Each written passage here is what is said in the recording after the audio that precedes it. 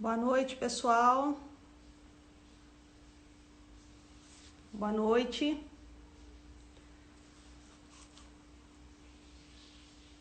Boa noite, Henderson. Lucas. Vamos esperar a Marina conectar.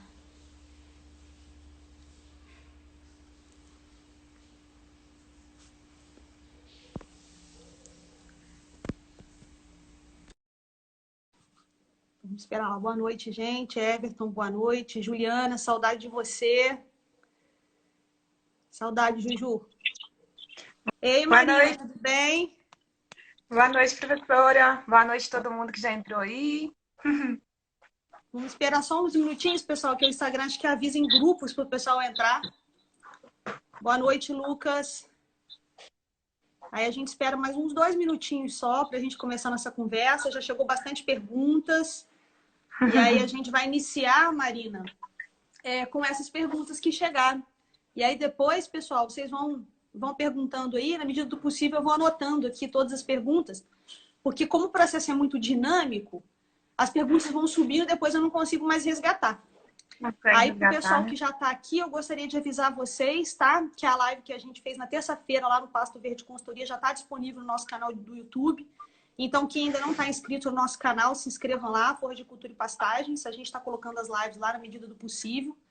O Lucas tem me ajudado nisso aí. Tá? Então, Marina, muitíssimo obrigada, tá? Por você ter aceitado o convite de participar comigo aqui dessa live. Porque quando eu fui fazer a primeira live, eu perguntei para o pessoal alguns temas que eles gostariam de conversar. E apareceu a integração lavoura, pecuária e floresta, né? E aí a primeira pessoa que me veio à cabeça foi você, por já estar trabalhando com isso praticamente quase sua vida acadêmica inteira, né?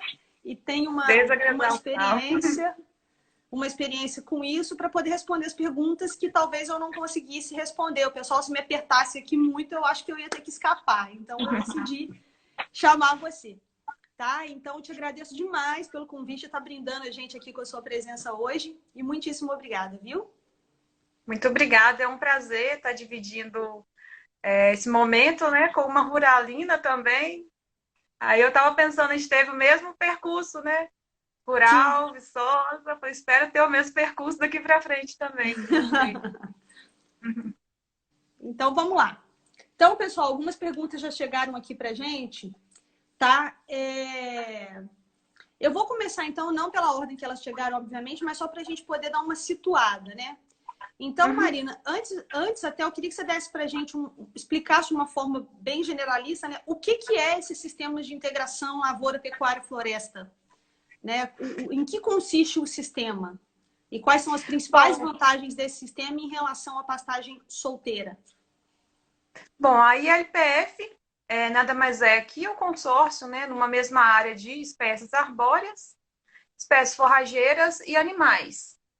E esses componentes eles podem estar na mesma área de forma rotacionada ou em sucessão, né? Então, se a gente for pensar, a gente pode começar o sistema com uma ILP, depois fazer o plantio de um componente arbóreo, e depois, ao longo dos anos, né, as árvores vão crescendo, então vai chegar um certo momento que a gente vai estar lá no silvopastoril ou IPF.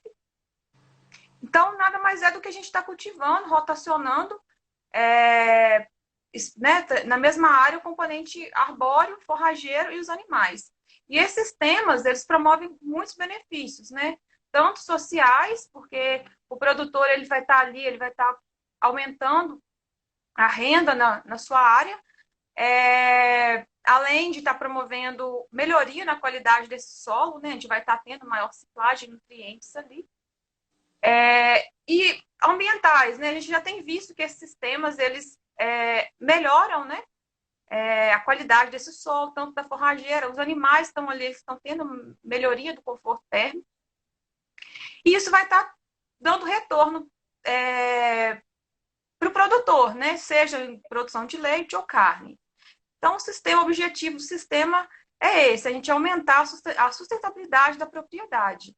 É uma mesma área, né? Então, quando a gente pensa em um monocultivo, ali a gente está tendo dentro de uma cultura, a gente passou por uma modalidade onde a gente vai estar intensificando essa área. Se a gente for pensar na área de pastagem que a gente tem degradada, apesar de ter diminuído as áreas, a área total de pastagem no Brasil, justamente por isso, porque a pressão ambiental está fazendo com que isso ocorra. Então, a gente vai ter que pegar as áreas que a gente já tem e tornar essas áreas, intensificar mais essas áreas. Então, a ILPF é uma estratégia para a gente estar fazendo uso melhor dessas áreas.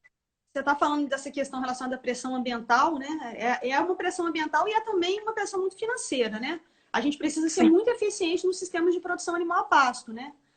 Terça-feira eu ainda comentava aqui com o Lucas na live, e aí eu ainda falei com ele, se a gente não for eficiente no uso da terra, e a terra considerando o valor que ela está hoje, é melhor a gente vender para virar condomínio, porque né, a terra está sendo muito valorizada. Então, quando você agrega valor, né, a terra, que é você poder fazer uso da mesma área, mas com vários propósitos, né? Porque o sistema silvopastoril, a integração lavoura-pecuária é com esse objetivo, né, Marina? Da gente colocar várias coisas ao mesmo tempo na mesma área. Né? Às vezes com a rotação, não necessariamente ao mesmo tempo. Né? E aí, com essa pressão ambiental, né? E com a pressão para a gente ser cada vez mais competitivo, né? A gente tem que buscar essas alternativas. Tem uma pergunta aqui que alguém já perguntou aí também. Aí eu vou aproveitar para juntar. Qual seria o componente arbóreo e a planta forrageira que seriam mais indicados? Ou isso depende? Fala um pouquinho para a gente sobre isso, né? Porque em forragem, né, Marina, tudo depende. Mas qual seria a planta forrageira mais indicada e qual seria o componente arbóreo que dá aquela combinação boa, assim, que você sabe assim, essa não dá errado. Só para ajudar o pessoal que está acompanhando. Vamos pensar nas opções que a gente tem de componente arbóreo, né? A primeira opção que todo mundo fala é o eucalipto, né? Por que o eucalipto? Porque o eucalipto ele cresce rápido, né? Então ele vai dar um retorno econômico muito rápido para o produtor. Só que a gente tem que pensar em outras alternativas também, né? Igual agora a gente está trabalhando no Cerrado, a gente já está vendo outras alternativas de espécies nativas para essa região. Então a gente tem, no Cerrado, a gente tem o baru, a gente tem a cagaita também, a gente tem as castanheiras. Pensando em algumas espécies exóticas, a gente tem o mogno, a gente tem o cedro, a gente tem a acácia manjo. Então a gente tem uma diversidade, tem as leguminosas arbóreas, a acácia manjo é uma leguminosa, a gente tem a glericídia, a gente tem a leucena.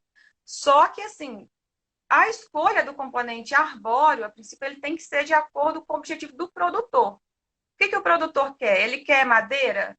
Então, ele quer essa madeira a curto prazo? Então, não tem outra espécie que te dê um retorno econômico mais rápido que o eucalipto. A gente tem o eucalipto, a gente tem a teca também, que é uma boa opção. Mas agora, se pensar em mogno, cedro, a gente já vai ter que pensar mais a longo prazo. É mais um investimento, né? Mais a longo eu costumo prazo. brincar com os meus alunos em sala de aula que, Marina, que se eu tivesse hoje uma propriedade, né, grande, se eu tivesse como investir hoje, eu pensaria no meu filho, nos meus netos e ia plantar cedro hoje. Seria um bom investimento, né? É um dinheiro, sempre que você tem um dinheiro que você não quer, tá lá, esquece, vai plantar cedro, né? Bem no futuro você vai colher. Mas aí em torno, aí depois dos 15 anos, aí 20 anos, que você vai ter o retorno dele. E agora, já pensando no componente forrageiro, a gente também tem muitas opções, mas o que a gente mais tem visto, devido a gente ver os estudos com a tolerância da forrageira, a gente tem visto as braquiárias e os pânicos, né? De uma forma geral, a brisanta é muito utilizada, a marandu, né? Das brisantas, a gente tem a marandu, a xaraés e a piatã. A braquiária decumbens também, ela é muito utilizada ainda, né? Mas a gente tem também no semiárido, a gente tem o búfalo, que é muito utilizado. Indo por um lado, mas assim, a gente tem visto que lá no semiárido eles estão utilizando agora na ILPF a palma forrageira, também eles estão utilizando. De uma forma geral, os pânicos e as braquiárias são os mais utilizados. Mas agora, um modelo de sistema ideal, assim, esse é o mais utilizado. Não tem como eu recomendar, porque depende muito das características da propriedade, né, as condições climáticas da região. Se a gente for pensar em uma área que tem uma declividade, né, mais acentuada, a gente não pode indicar um pânico, por exemplo, para esse produtor. Pensar em uma espécie forrageira que vai cobrir mais esse solo, né? Então, mas as mais utilizadas são essas, né? As brisantas e a decumbens e os pânicos, né? Mombaça, Tanzânia, Maasai também é utilizado. Eu tenho... Quando eu fiquei um tempo no Nordeste, em Sergipe, eu vi um sistema, eu trabalhei lá na Federal de Alagoas, e aí tinha um amigo que tenho, né, um amigo que trabalha lá na Federal de Sergipe, eu vi um sistema, gente, bastante interessante, de aruana com caju. E com ovinos. Né? Então, é um sistema também bastante interessante. Isso é um bom aproveitamento da área, né? E aí tem um comentário aqui do Aquino Neto, que ele falou que você lembrou bem essas questões das forrageiras que seriam mais adaptadas à região, como você deu os exemplos aí do Cerrado, né? Que o eucalipto no Nordeste é uma coisa que, né, segundo o Aquino Neto aí, ele não pode ser muito utilizado por causa de condições climáticas. Então, que eles utilizam muito leucina e glicídia, né? Então, isso, gente, é imprescindível, porque como a gente fala também que a escolha da planta forrageira, mesmo para pastagem solteira, aqui você ainda tem que ter mais um cuidado. Né? Aqui, né, Marina, o processo de escolha da planta forrageira, ele acaba tendo que ter mais uma etapa, né? A gente tem que se preocupar naquela resistência da planta ao sombreamento, porque quando a gente pensa em plantas que resistam ao sombreamento, gente, a gente vai ter aquela planta que produz mais sob sombreamento. Tem plantas que produzem mais quando estão sombreadas, mas não é a realidade da maioria das forrageiras que a gente usa, né, Marina? Que são forrageiras que são adaptadas ao clima tropical. Então, é forrageira que gosta do pleno sol, é aquela forrageira que se adapta muito bem ao pleno sol. E aí você simplesmente chega lá e coloca um componente de bosque, naquele subbosque, né? Você inibe a luz, né? E aí a planta vai ficar com o seu desenvolvimento, de fato, prejudicado, mas não necessariamente prejudicado a ponto da planta não conseguir resistir. Aproveitando o ensejo, Marina, para a gente emendar aqui nessa conversa, alguém perguntou aqui, deixa eu ver se eu consigo, eu não notei o nome de quem perguntou, desculpa, gente. O espaçamento para eucalipto, que seria o mais indicado. O que você fala para a gente desse espaçamento? Tem muitos estudos com esse negócio de espaçamento, né, Marina? A gente tem muita coisa na literatura sobre isso, né? De acordo com a literatura, o que a gente tem visto, né? Alguns estudos estão comparando espaçamentos, né? O que a gente tem visto é que espaçamentos acima de 20 metros entre renques é o mais recomendado, né?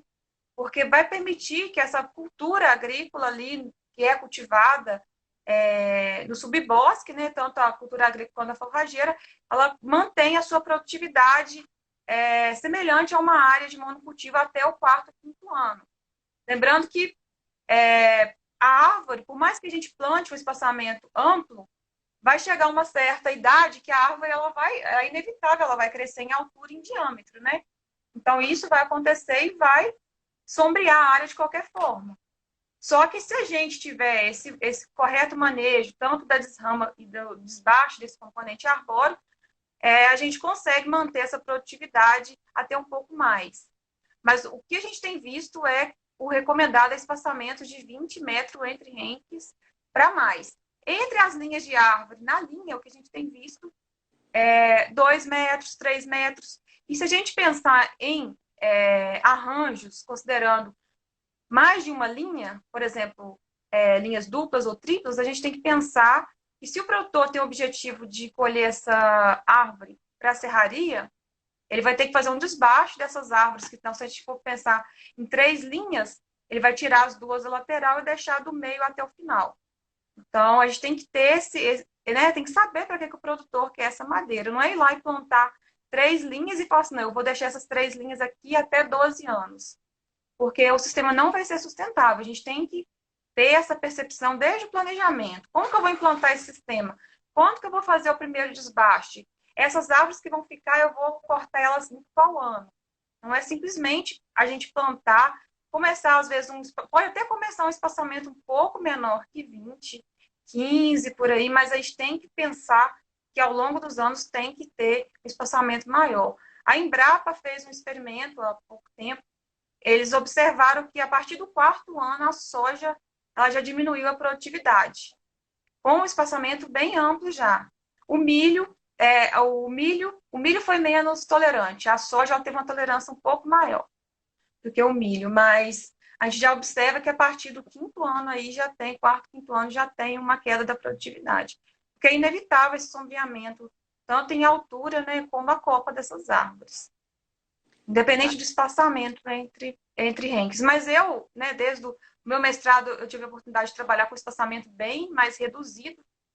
A área já tinha 4 anos, o espaçamento era 10 por 4, e a gente já viu que teve uma queda bem significativa na produtividade do pasto.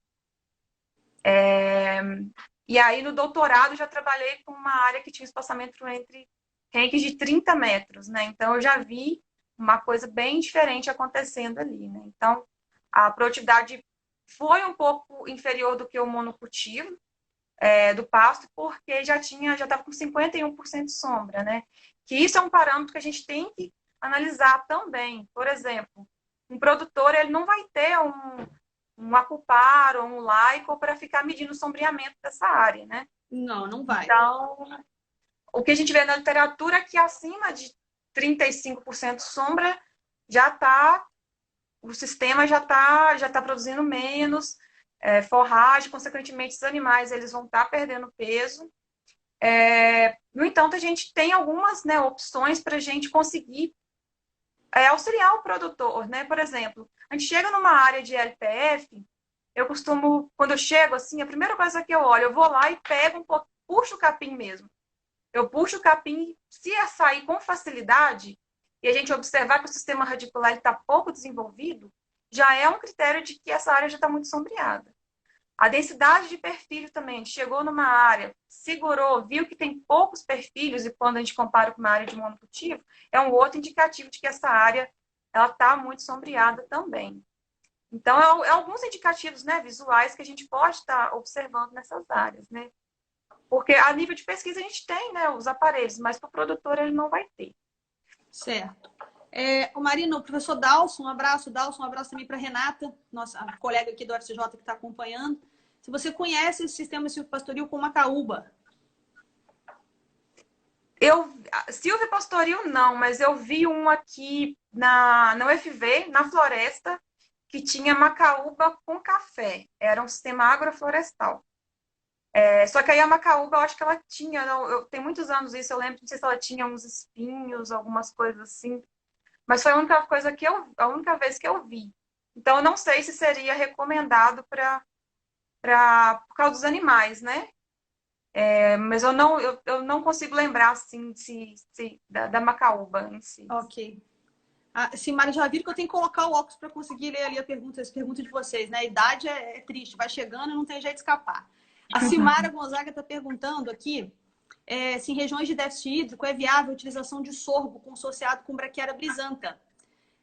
Se eu só fazer um parênteses aqui, o Marino, para responder a Simara, o Anderson, que está acompanhando aí, deve lembrar, né, Anderson, que a gente já fez experimento com sorgo, com milho, lá na região de Alagoas, lá em Arapiraca, já perto ali do Agreste. A gente teve resultados fantásticos utilizando braquiária em consórcio com outras culturas. Mas se você quiser falar um pouquinho aí também da sua experiência com sorgo, Marina, se você puder acrescentar alguma coisa. Bom, eu nunca trabalhei com sorgo, não, professora. Com sorgo eu não tenho nenhuma experiência mesmo, assim. Eu gosto muito de sorgo, tá, Simara? O sorgo ele é uma planta forrageira que vai... na verdade é uma planta forrageira, né? Que pode ser indicada aí para a região Nordeste, sim, tranquilamente. Eu tive bastante experiência com ela, não só aí, mas aqui. Aqui em Minas, a gente todo ano faz plantio de sorgo. A gente alimenta o rebanho aqui da Epamig com plantio de sorgo. A gente só faz selagem de sorgo aqui, né? E a gente tem uma experiência agora recente de sorgo com capim tamane aqui, Marina, e ficou um resultado fabuloso. Nós fizemos a integração lavoura-pecuária de sorgo com capim tamane, os resultados foram fantásticos. E aí, Simara, eu não acredito que se a gente estivesse utilizando a braquiária brisanta, o resultado seria diferente. A gente também conseguiria colher o sorgo, fazer uma silagem de qualidade, depois ter um pasto bem fechadinho, bem bacana. Então, assim, a marandu, ela é uma planta que ela é bem chegadinha no consórcio, né, Marina? Ela se adapta bem, né? De forma geral, a gente não tem problema com ela, né? A gente consegue ter. A marandu é espetacular, a piatã e a xaraés também se adaptam bem. Eu gostaria de falar um pouquinho, professora, sobre o manejo, né, do pastejo. Sim, tem essa pergunta aí. Que é o que, assim, a gente fala muito qual o espaçamento recomendado, quais as espécies. Só que a gente vê que o sistema ele é muito dinâmico ao longo, né, dos anos. E o que a gente observa, né? Até ali o quarto, quinto ano, a gente fez a escolha de um componente arbóreo que vai ser adequado para a nossa propriedade, fez a escolha do componente forrageiro, do componente agrícola, né, que a gente estiver utilizando também. Só o que a gente observa na forragem? A gente observa que quando a gente chega a um nível de sombreamento aí acima de 30%, a estrutura do pasto ela começa a modificar, porque a gente está colocando uma gramínea numa condição de estresse, né? Então a gente está reduzindo a quantidade de luz que está chegando para ela. Então ela vai ter que se adequar, ela vai, através da sua plasticidade fenotípica, ela vai se adequar àquela condição ali. Só que ela começa a ocorrer algumas modificações na planta, né? Como ela começa a estiolar o colmo, ela começa a alongar as folhas. O que a gente observa? A gente observa que a planta ela aumenta a sua área foliar, ela aumenta a quantidade de clorofila, justamente para captar mais luz. E aí, o que a gente tem visto? Né? O critério do monocultivo, o que é? A gente manejar essas pastagens utilizando os 95% de interceptação luminosa. Só um parênteses aí, Marina, porque teve realmente, alguém perguntou aqui se o parâmetro, o Edson Porto perguntou se o parâmetro dos 95% de interceptação, ele se aplica à integração lavoura, pecuária e floresta. E aí, é só 2 segundos para poder explicar para vocês o que é esse parâmetro 95% de interceptação, porque tem muita gente aqui que provavelmente não sabe, né? A gente está com bastante gente assistindo, né? Então tem alunos que talvez não fizeram floricultura, produtores rurais, porque o que são esses 95% de interceptação? Os 95% de interceptação, eles são utilizados, né? A Marina vai responder se também no LPF, mas no manejo da pastagem solteira, ou então consorciada com alguma leguminosa rasteira, tá? Ou então que não tem um componente de bosque e subbosque, é o seguinte: é um ponto onde eu consigo otimizar a produção de forragem. O que eu quero chamo de otimização? É onde eu tenho maior alongamento de folhas, a maior quantidade de folhas e menor quantidade de talo. Né? Porque o talo é menos digestível, o animal prefere folha. Então, você que é produtor, você acompanha aí o pasteio dos animais, você vê que ela seleciona folha. As vacas, os animais estão selecionando folha na sua maioria. Né? Então, era necessário encontrar esse ponto em que a planta não tivesse que crescer muito seus colmos para buscar a luz. Né? Então, esse ponto não é quando ela absorve toda a luz incidente, é quando ela absorve 95% da luz incidente. Mas é como a Marina colocou, é muito difícil a gente fazer a medição. Os aparelhos são muito caros para a gente medir essa interceptação de luz. Então, a gente correlaciona isso com a altura. Então, para cada planta forrageira, a gente tem uma altura de manejo que é adequada. Só que a gente está falando de interceptação luminosa. Eu coloco um aparelhinho em cima do capim, vejo o quanto está chegando, depois eu coloco embaixo e vejo o quanto passou. Tá certo? Então, quando eu tenho uma árvore, o que acontece? Né? Quando eu tenho lá as árvores fazendo sombreamento no meu pasto, eu posso continuar usando esses 95% de interceptação, ou seja, eu posso continuar usando essa altura que é o alvo de manejo? É isso que a Marina vai responder. Ela já começou a falar, eu aproveitei e peguei a pergunta aqui do Edson Porto para você, Marina, sobre os 95% de interceptação. Então, o que a gente tem observado, a gente fez um experimento aqui na UFV, que a gente queria ver se a gente poderia recomendar os 95% para os sistemas integrados também. E o que a gente observou? A gente observou que a planta, quando ela intercepta os 95% de luz nos sistemas integrados, ela está com uma altura superior à altura recomendada para o manejo em pleno sol. Então, como exemplo, a gente trabalhou com a braquiária decumbens, a altura recomendada em pleno sol com 95 é 20 centímetros. Quando a gente chegou nos 95% de interceptação no sistema silvopastoril, a planta estava interceptando os 95 com 40 centímetros. Então, só que a gente estava com um nível de sombreamento acima de 40%.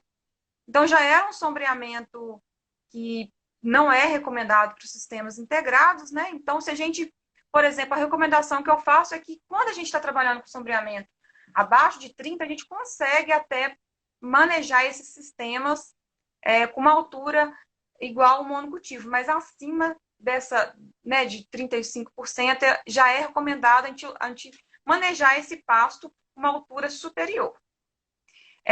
Então, a gente fez, só que quando é difícil a gente, por exemplo, em monocultivo, a gente consegue estabelecer uma meta de entrada e saída para cada forrageira. Só que na integração, como que a gente vai definir uma data, por exemplo, ou uma altura, por exemplo, para braquiária de decume de 40 centímetros, sendo que o espaçamento da árvore é de 10 por 4 do sistema. E se a professora Janaína tiver um sistema na universidade com espaçamento de 20 por 2, vai mudar tudo. Então, não tem como eu recomendar, falar assim, ó, essa altura é recomendada para todos os sistemas. O que a gente tem visto é que a altura, quando passa o intercepto a 95% de luz, a altura é superior à recomendada em monocultivo. Então, falta muitos estudos ainda sobre manejo, né, do pastejo em sistemas integrados, mas eu já vi alguns trabalhos da Exalc, que eles observaram também que a planta interceptou os 95, com uma altura bem superior à recomendada, né, para o monocultivo. Então, a gente tem que pensar, né, em algumas estratégias para manejar, para fazer com que esse sistema ele fique sustentável ao longo do tempo, né? Então, se a gente for pensar em manejar um sistema silvopastoril ou uma ILPF, né, de uma forma geral, com a mesma altura recomendada em monocultivo, possivelmente a gente pode levar esse pasto à degradação ao longo do tempo. Sim. Isso aí a gente tinha um tratamento com a mesma altura no silvopastoril aqui. Quando a gente mediu a interceptação, estava 85% de interceptação, já estava dando uns 20 centímetros. Ou seja, se a gente manejasse da mesma forma, a gente ia degradar. E realmente a gente não conseguiu manter esse tratamento, porque passou 3, 4 meses, o pasto não aguentou. Então, o que a gente recomenda é manejar o pasto um pouco mais alto. Só que a gente tem que pensar sempre em manter esse nível de sombreamento moderado no sistema, né? Não sombrear muito. Foi o que eu falei lá no começo, né, Marina? A gente está trabalhando com planta tropical, né? Então é uma planta que precisa do sol, não dá para a gente fechar muito, né? Mas em contrapartida, quando você fecha o suficiente, você mata vários coelhos com uma paulada só. A questão do conforto ambiental que você tinha colocado, né? Todas essas coisas. E é importante a gente salientar que é uma tendência da planta alongar o como quando ela está sob sombreamento. Isso aí é fato, né? Toda vez que você coloca a planta, até numa competição intraespecífica mesmo, né? A gente acabou de falar dos 95%, que ela começa a querer subir para colocar as folhas na luz. Então, há essa tendência da planta ter que ser, vai ser manejada um pouco mais alta. Então, respondendo a sua pergunta, Edson, não. Os 95% de interceptação, eles não vão casar com a mesma altura do pasto a pleno sol, tá? Então, a gente ainda tem um mundo para ser pesquisado ainda nesse sentido. Até o próprio 95% de interceptação luminosa, agora como sendo ponto ótimo, está sendo revisado. A gente já tem trabalhado com 90% de interceptação, né? Um pouquinho mais abaixo. A gente está, terça-feira comentei na live de terça que a gente está com um experimento aqui trabalhando com Mombasa com 90% de interceptação, com resultados muito fantásticos. Eu tive conversando com a Márcia Silveira da Embrapa, e ela me lembrou de um experimento que a gente fez em Viçosa com Tanzânia também, com 90% de interceptação. Então, até Edson, até no cultivo solteiro, a gente já está começando a rever o próprio conceito dos 95% de interceptação. Se o pasto suportar com 90%, a tendência é que a gente diminua para melhorar a qualidade da folha. A qualidade da forragem, porque vai entrar mais folha. A Vanessa perguntou aqui para a gente, Marina, qual seria uma taxa de lotação, né, a quantidade de unidade animal por hectare que você considera que seja aceitável num sistema de integração com floresta? Bom, o que a gente tem observado, né, quando a gente intensifica mais o sistema, a gente consegue colocar mais animais na área, né? Então, a Embrapa, eu já vi dados em torno de 5 UA por hectare. Na Embrapa, a gente conseguiu manter em torno de 1,5. Eu vi alguns trabalhos também da US, não sei se é da Exalc, também com esse número. Só que a gente estava utilizando níveis baixos de insumos, né? Então, assim, lá na Embrapa, a gente não, por exemplo, a gente não adubava os sistemas, a gente não tinha adubação no período que a gente avaliou. A gente não adubou o sistema. Então, a gente não conseguiu aumentar mais a taxa de lotação justamente por isso, porque a gente não intensificou o sistema. Mas a gente tem visto em torno de 5 A por hectare aí na Embrapa, para os sistemas integrados. Isso é uma regra né, pessoal? Uma regra que acaba que sendo generalista, né? Para todo sistema, quando você quer aumentar a taxa de lotação, você precisa aumentar a produção de biomassa. Né? Então, qual é a principal estratégia para aumento de biomassa? A adubação. Né? Aproveitando o gancho, Marina, o Borges, que tem sido muito participativo aí na página, um abraço para você, Borges. Ele perguntou aqui se utilizando a árvore eu vou ter que aumentar o meu custo com adubação, porque a árvore vai puxar mais, né? Eu estou usando aqui a terminologia da pergunta. Né? Se colocando a árvore, se a gente tem que aumentar a adubação, né? Se muda a recomendação da adubação para gramínea, porque a gente vai estar utilizando a árvore junto. Bom, essa é uma pergunta interessante também, que o que a gente tem visto é que, lógico, a recomendação ela vai ser baseada de acordo com a análise do solo, então a gente vai ter que fazer adubação na área por um todo, só que quando a gente pensa em sistemas integrados, pensando aí até o quarto, quinto ano que eu falei, a gente vai estar mantendo essa adubação de forma a recomendação, de forma geral, de acordo com a análise do solo. Só que o que a gente tem visto, quando o sistema começa a sombrear muito, não adianta a gente jogar a mesma quantidade de adubo, porque o sistema não vai responder. Inclusive, o Pacil ele fez alguns estudos avaliando doses de adubações, considerando o nível de sombreamento do sistema. Né? O que ele observou? Ele observou que acima aí de 50% de sombra, não adiantava jogar adubo. Não adiantava porque a planta ela não conseguia metabolizar todo aquele, né, principalmente nitrogênio. O nitrogênio era como se estivesse jogando dinheiro fora ali, né? A planta não conseguia responder em produtividade. O que a gente espera é que a gente jogue adubação e que vai aumentando de forma linear, né? Então, mas não aconteceu isso.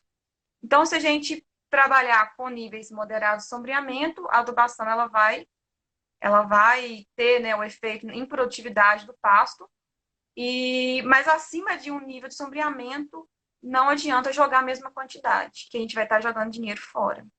Só que aí, voltando à pergunta dele, a gente tem que levar em consideração, né, a cultura também, o eucalipto, né, quando a gente vai adubar, a gente tem que levar em consideração a espécie também que está ali no sistema, não só a forrageira, né? Porque, por exemplo, o eucalipto tem muita deficiência de boro, isso a gente viu aqui na UFV, que os eucaliptos começaram a morrer e a gente foi atrás e a gente descobriu que estava faltando boro. Então, a gente tem que levar em consideração as culturas que a gente está utilizando no sistema, né, como um todo, né? Eu costumo falar para meus alunos que a regra geral é a seguinte: atenda a exigência da planta mais enjoada. Né? Então, aquela que tem a maior exigência é isso que você vai atender. Você tem que atender aquela planta que tem a maior exigência, né? O Fábio tinha comentado aqui a questão do Nordeste. Fábio, morei no Nordeste, eu sei que existe uma grande variação aí de climas ali dentro também. No semiárido, realmente, o eucalipto não vai, né? Mas em algumas outras regiões é completamente possível que haja, assim, o cultivo. Ele deixou aqui bem claro. Aí, o Leonardo Bittencourt, ele perguntou, Marina, você fala um pouquinho, que já está bem consolidada essa questão da integração lavoura-pecuária em relação à viabilidade econômica. Né? Mas o que você diz da viabilidade econômica da integração lavoura, pecuária, floresta? Você hoje, se tivesse herdado uma propriedade, ou então casa aí com alguém que tem uma propriedade enorme, você faria um sistema de integração lavoura, pecuária e floresta? Então, o que a gente tem, né, visto na literatura sobre os dados econômicos, dentre as modalidades da ILPF, que a gente não pode esquecer, né, a gente tem a ILP, que é a integração lavoura-pecuária, que é a mais adotada pelos produtores, ela é a que dá a maior lucratividade, né? Porque ali a gente plantou uma lavoura, a gente vai colher no próximo ano, então ela vai te dar um retorno mais rápido, né? Agora, quando a gente já passa para a ILPF, ela tem uma adoção um pouco menor, em torno de 9% pelos produtores, a gente já vai ter, né? A gente vai ter a cultura agrícola também, colhendo ali. Então, em torno de 3 anos ali, a gente já vai ter um retorno para estar amortizando o gasto que a gente teve para implantar o componente arbóreo, né? Com a cultura agrícola. Mas quando a gente já passa para o silvopastoril, por exemplo, a gente não vai ter o componente agrícola que poderia estar amortizando esses custos, né? Para a implantação do sistema, né? Que a gente vai ter ali o componente arbóreo, a gente vai estar implantando o componente arbóreo, a forrageira, os animais, a gente vai ter esse retorno, tanto em ganho de carne ou leite ao longo dos anos, mas o componente arbóreo só vai ser cortado ao longo do tempo, né? Então, o retorno econômico dessa modalidade, ela é inferior à ILPF e à LP. E a menor adoção é da integração lavoura-floresta, né? Ou silvia-agrícola, que a gente só tem nessa modalidade a árvore e a cultura agrícola, a gente não tem um animal. E a adoção pelos produtores é em torno de 1%. Então, nessa sequência seria a maior lucratividade dos sistemas, né? Mas a gente não pode generalizar também e pensar só no preço que a gente vai ter pela venda da madeira ou só do grão, mas a gente tem que pensar o quanto que a gente está aumentando em produtividade de carne e leite naquela área, né? Quantos animais estão ali? A gente viu trabalhos recentes da Embrapa falando que os animais que estão nessas áreas produzem até 4 vezes mais embrião do que um animal que está em uma área em pleno sol. O retorno, né, desses animais com conforto térmico. Então, a gente tem que não só pensar no componente arbóreo, né? Porque às vezes o produtor fica ali, mas quanto que eu vou poder cortar essa árvore? Quanto que eu vou ter o retorno desse componente arbóreo, né? Não pensar só na árvore, pensar no sistema como um todo, né?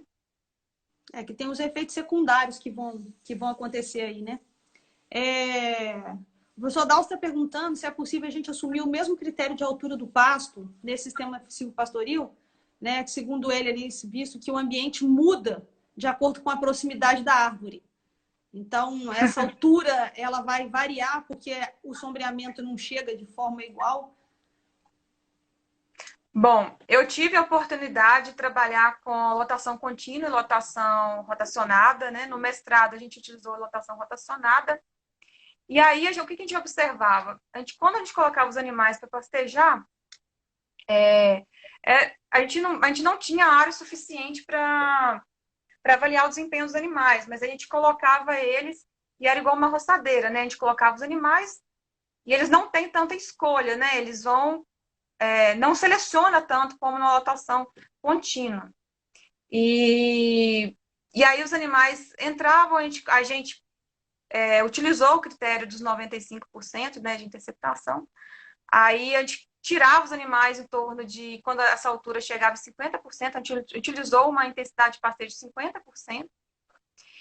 Mas a gente não conseguiu ver essa diferença ao longo, porque o espaçamento era reduzido, era 10 metros. Então, o pasto crescia por igual, era bem por igual.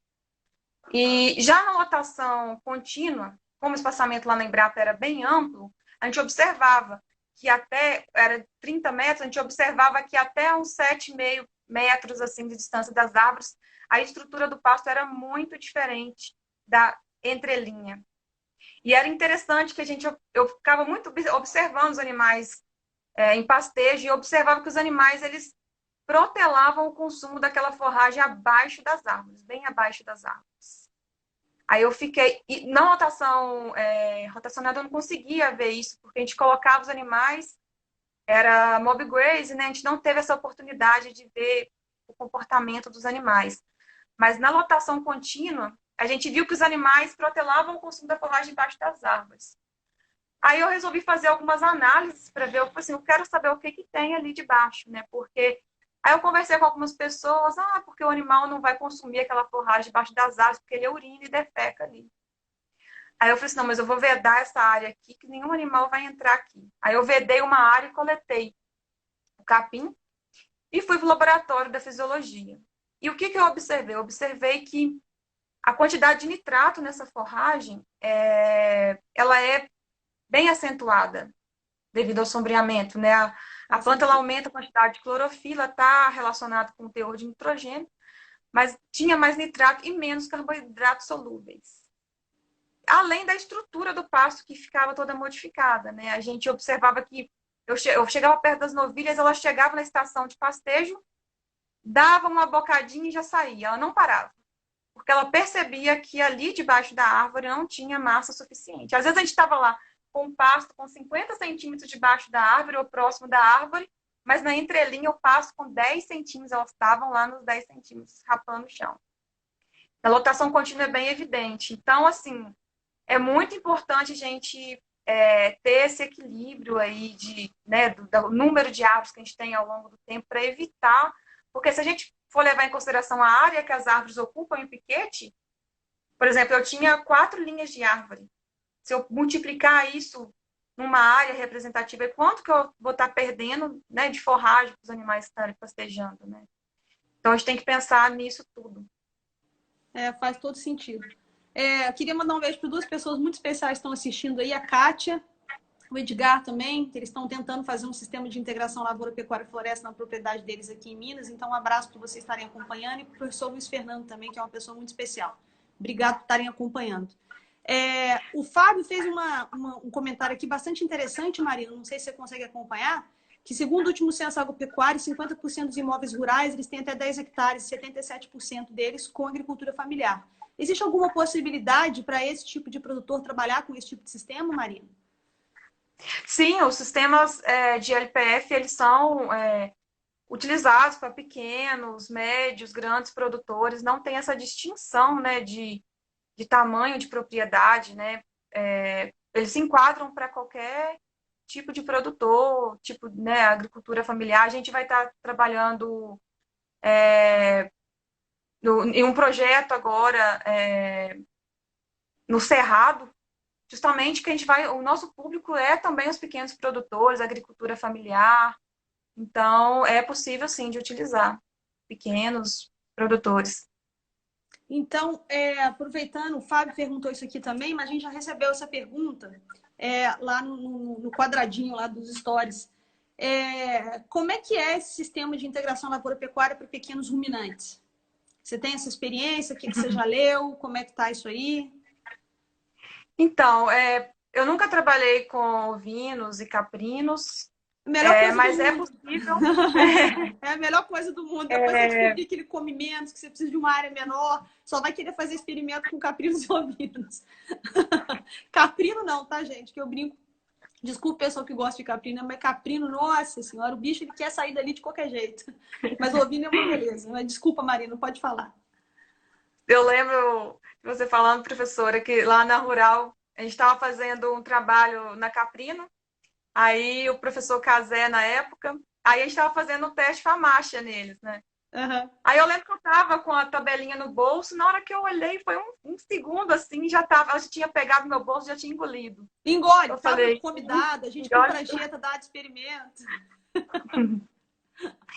Bom, então, a gente sabe que, né, os caprinos têm um hábito, né, eles são bem os seletivos, né, os ovinos também, dá para a gente utilizar, né, os sistemas de LPF para essas espécies, só que a gente tem que levar em consideração o tempo, né, para colocar os animais, né, porque a gente sabe que eles têm esse hábito, né, um hábito de comer mais, então a gente tem que esperar essas árvores crescer mais, né, independente da espécie que for, né, bovino também a gente tem que esperar, mas o ideal é que a gente espere aí a espécie arbórea que a gente for escolher, atingir, né, uma altura em torno, quando tiver em torno de 6 centímetros de diâmetro, a espécie arbórea, na altura de 1,30 m, né, o diâmetro da altura do peito, a gente pode colocar esses animais, para justamente não fazer com que eles danifiquem muito, né, o componente arbóreo, né.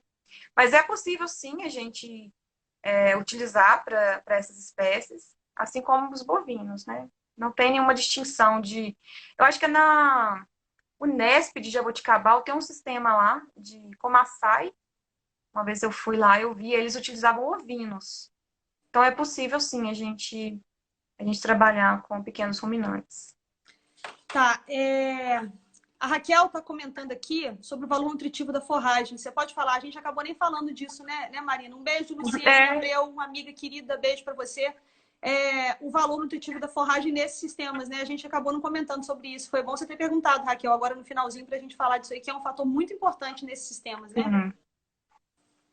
Bom, como eu havia falado, a gente observou várias, né, mudanças, né, na estrutura do pasto, e essa mudança na estrutura do pasto ela vai refletir no valor nutritivo, né? O que a gente tem observado é que o teor de nitrogênio nas forrageiras em sistemas integrados ele é superior a uma área de monocultivo, né? Então, tem várias explicações na literatura para esse maior teor de nitrogênio.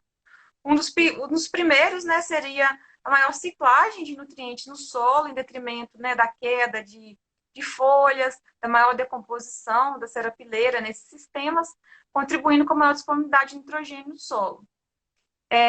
Uma outra explicação seria que a planta ela aumenta a quantidade de clorofila, né? Então, o teor de clorofila está relacionado com o teor de nitrogênio, então a planta ele tem mais proteína. De termos de valor nutritivo, que é bem assim, a gente sombreou, que a gente viu que muda, em relação ao teor de nitrogênio. Já em relação ao teor de fibra, já varia muito. Por quê? Porque a gente viu que o sistema é muito dinâmico. Muda o espaçamento, vai mudar a incidência de luz, vai mudar muita coisa. Então, se a gente trabalhar com uma espécie forrageira que tem maior proporção de colmo, né, se a gente for pensar num pânico, a tendência é que a gente tenha mais fibra nessa forragem, né, quando a gente pensar numa braquiária. E já em termos, né, da digestibilidade, a gente também vê muitos resultados contraditórios. Ora aumenta, ora diminui. Ora diminui, é bem contraditório isso, né?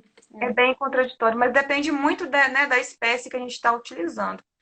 Mas em termos de valor nutritivo, seria mais, assim, resultado bem condizente seria em relação ao teor de proteína bruta, que resultados bem significativos. Tá certo. Ó, tem uma pergunta bastante interessante do Borges, acho que muita gente aí se pergunta isso. Legalmente, ele pode diminuir a reserva ambiental se o pasto for por integração lavoura, pecuária e floresta?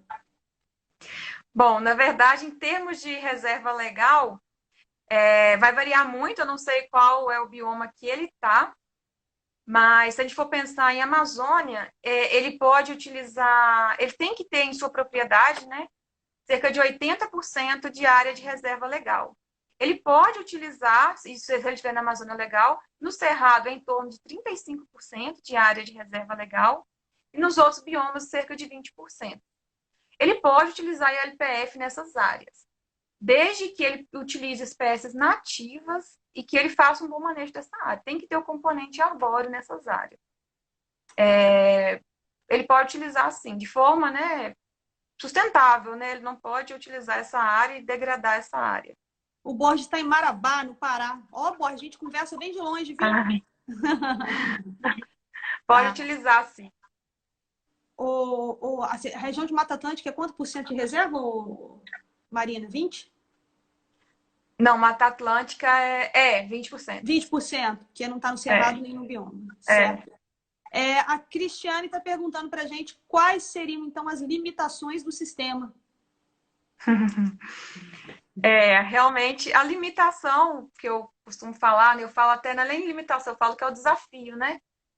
É a gente conseguir manter essa persistência, né, do sistema ao longo dos anos, né? Eu falo que nos primeiros anos tudo acontece da forma com que a gente espera, né? Só que a gente chega a um certo momento que a gente tem que levar em consideração, né? Por exemplo, a gente chegou a partir do 5º ano, se o produtor não fez um desbaste, ele vai começar a ter queda na produtividade do pasto, ele não vai conseguir manter o número de animais, porque geralmente isso acontece, né? Eu já vi casos de produtor com monocultivo de eucalipto querendo fazer uma ILPF, né? Queria colocar animal ali e fazer com que o sistema produzisse a mesma quantidade. Não é um sistema verdadeiro esse, né?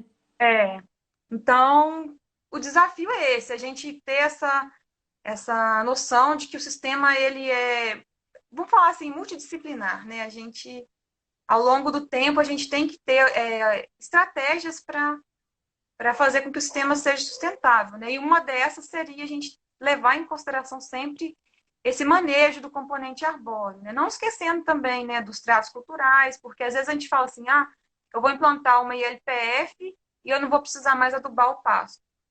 A ILPF é uma estratégia para a gente recuperar áreas degradadas, mas não quer dizer que a gente, colocando árvore, colocando pastagem, a gente não precisa da adubação, né? A gente tem que ter todos os manejos, regular a taxa de lotação em função da disponibilidade do pasto.